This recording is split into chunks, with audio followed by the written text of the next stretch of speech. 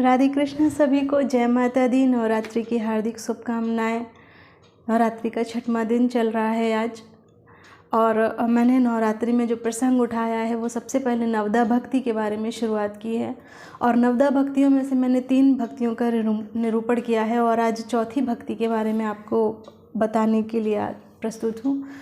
चौथी भक्ति में गोस्वामी जी लिखते हैं कि चौथी भक्ति मम गुनगन करही कपट तज गान। तो सीधी सी बात है, एक एक करके व्यक्ति आगे बढ़ता है। पहले संतों का संग होता है, संतत्व हृदय में आता है, फिर परमात्मा में निरंतर रत रहता है, उसके प्रेम में रत रहता है। और जब निरंतर प्रेम में रत रहता है तो जीवन में गुरता आती है, और गुरता का मतलब है कि आपके विचार उच्च गति के हो गए हैं, आप ऊंचा विचार रखने वाले हो गए हैं, आपको छोटी और ओछी हरकतें ख़त्म हो जाती हैं आपके जीवन से।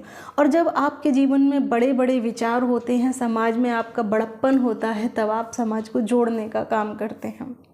जब जोड़ने का काम करते हैं तो वहाँ पर चौथी घटना घटती है कि आपके जीवन से कपट चला जाता है, और यही है चौथी भक्ति। क्योंकि कपट का एक ही काम है, समाज को तोड़ना। जो समाज को तोड़ने का काम करे वो समझ लो वो इंसान कपटी है। और यहाँ पर चौथी भक्ति के बारे में परमात्मा कहते हैं कि चौथी भक्ति मम गुणगन करहु कपट तज गान। मम गुणगन, परमात्मा कहते हैं मेरे गुणों का गान करो। तो परमात्मा के गुण क्या हैं? गान तो करना है और निस्वार्थ करना है, कोई कपट नहीं रखना है। जैसा है परमात्मा का वही रूप वर्णन करना है आपको, कोई कपट नहीं करना है। तो परमात्मा का गुण क्या है, उसका धर्म क्या है, सबसे पहले आपको ये समझना चाहिए कि आप गान किसका कर रहे हो। गुण तो गाओगे, लेकिन किसके? क्या है परमात्मा? मेरे गुण, मेरे दोष, मेरे धर्म में क्या हूँ मैं? तो परमात्मा कहते हैं कि मेरे गुण और मेरे दोषों, मेरे धर्म के बारे में पहले जानो, फिर उनका विश्लेषण करो। आधी अधूरी पूजा नहीं चाहिए हमें। क्या है परमात्मा? परमात्मा का एक गुण 3 प्रकार के बताए गए हैं, सतोगुण, रजोगुण, तमोगुण, जिसको हम लोग इंग्लिश में भी बोलते हैं गॉड, जिसको कहते हैं जनरेटर, ऑपरेटर और डिस्केंटर, है ना।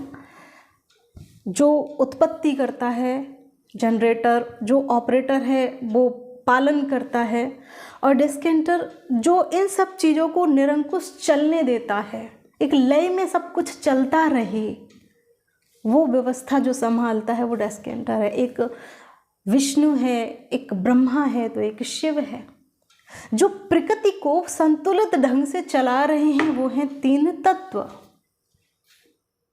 और तीनों तत्वों में जब भी असंतुलन होगा, ध्यान रखना कि वहां पर विध्वंस निश्चित है।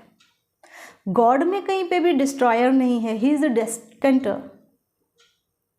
डी स्टैंड फॉर डिस्केंटर, क्योंकि वो एक लय में चलाता है प्रकृति को, एक संतुलन में चलाता है, एक निरंकुश होकर के प्रकृति को चलाता है। और जहां पर विध्वंस करते हैं ना, वहाँ हम सब करते हैं, परमात्मा नहीं करता। वो तो सब बैलेंस्ड है, ईश्वर पूरी तरह बैलेंस्ड है। जो भी है, जितनी भी ऊपर नीचे की हरकतें हैं वो सब मानव जाति हैं या प्रकृति में जो लोग हैं उनकी हैं।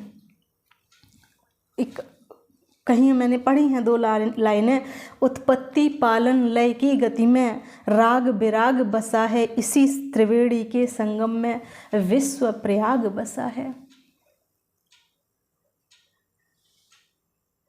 बैलेंस करना है आपको। आज की सबसे बड़ी समस्या जो है वो यही है कि कहीं पर कोई बैलेंस ही नहीं है। और बैलेंस ना होने का कारण है कि व्यक्ति अपने व्यक्तित्व को पूर्ण रूप से जीता नहीं है। आप किसी भी बैलेंस्ड फैमिली को देखिए, चलो हम सबसे हमारे जो आदर्श हैं, जिनको हम भगवान कहते हैं, भगवान शिव, आप उनकी परिवार को देखिए। कभी आपने शायद, आपके घर में फ़ोटो होगा तो आप देखते होंगे, उनके घर में जितनी विरोधात्मक चीज़ें हैं उतनी कहीं नहीं होती, उतनी कहीं नहीं है। अगर पार्वती माँ की सवारी शेर है तो शिव जी का नंदी है, किसी का गरुड़ है तो किसी का चूहा है, स्वयं भगवान शिव के गले में सर्प है। और इतने विरोधात्मक दुश्मन एक साथ रहते हुए भी परम शांति, ऐसे कैसे? इतना विरोध होते हुए भी परम, क्या बोल सकते हैं जिसको, शांति है, शालीनता है। क्यों? क्योंकि वहां अर्धनारीश्वर है, वहां अर्धनारीश्वर है, दमन नहीं है, वहां सब कुछ बैलेंस है। और जहां बैलेंस्ड होता है ना, वहां पौरुष भी आता है, वहां बौद्धत्व भी आता है, बुद्धि भी आती है। पौरुष कार्तिकेयन है, बुद्धि है गणेश।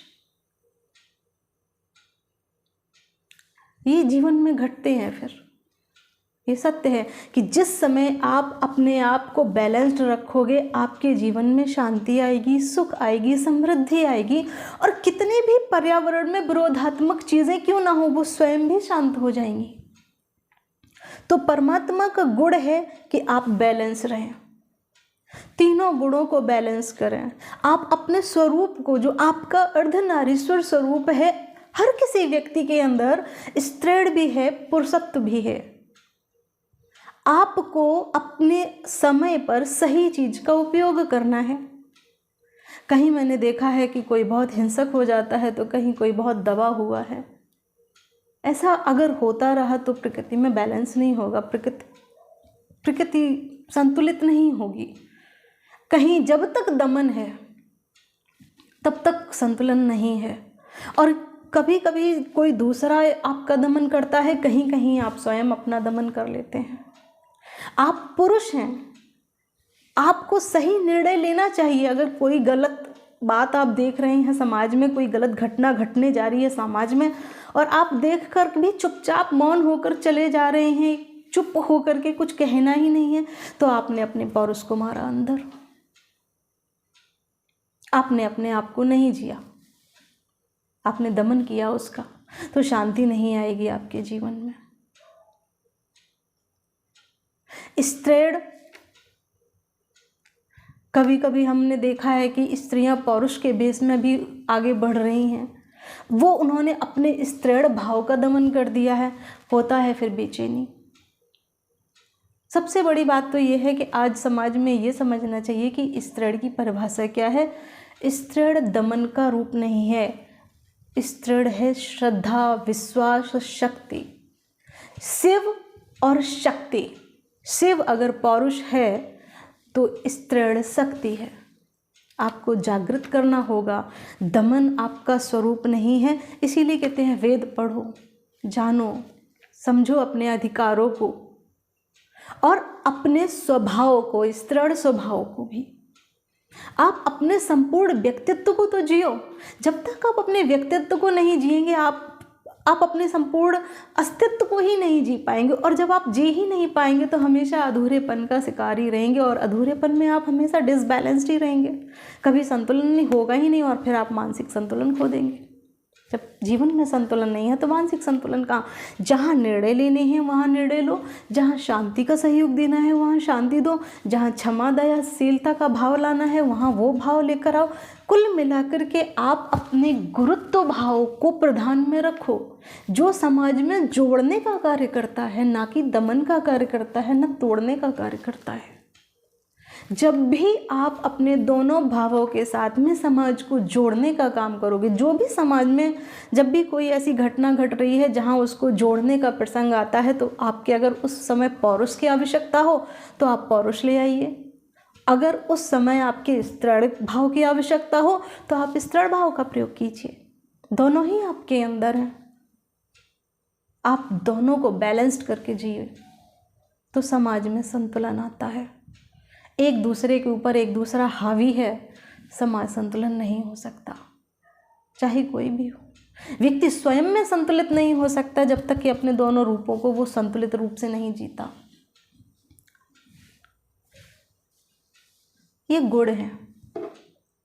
जहां पर शिव और शक्ति अर्धनारीश्वर है, बस वहीं शांति है। जहां दोनों ही समान हैं वहीं शांति है। चौथी भक्ति मम गुणगण करो कपट तज गान। और आजकल हमारे समाज में क्या हो रहा है, हम इसको दबा कर रखें, हम उसको दबा कर रखें। क्यों? हमारी प्रभुता होनी चाहिए, हमारी चलनी चाहिए, वो हमसे ऊपर ना उठ जाए। किसी भी प्रकार से हमारा सिक्का चलना चाहिए, हमें ऊपर दिखना चाहिए। क्यों? बराबर क्यों नहीं?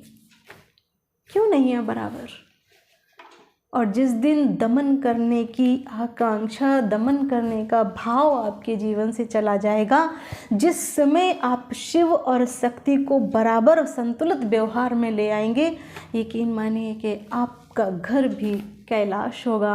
आपके आसपास या आपके परिवार के भी सारे विरोधात्मक जो भी वस्तुएं हैं या जो भी संग है आपका, वो भी प्रेम भरा हो जाएगा। चौथी भक्ति में यही है, करिए कपट तज गान। बिना कपट के, बिना प्रेम के, संतुलित व्यवहार के साथ में परमात्मा के भाव को आप जिए, भगवान को आप जिए, प्रकृति को आप संपूर्ण तरीके से जिए, तो चौथी भक्ति का निरूपण होता है। पांचवी भक्ति के बारे में गोस्वामी जी कह रहे हैं कि मंत्र जाप मम दृढ़ विश्वासा, पंकज पंचम भजन सो वेद प्रकाशा। इस भक्ति का हम कल निरूपण करेंगे। आज के लिए इतना ही। राधे कृष्णा। आगे आने वाली वीडियो में आप ज़रूर देखिएगा हमारी पांचवी भक्ति को। तब तक के लिए राधे कृष्णा, जय माता दी।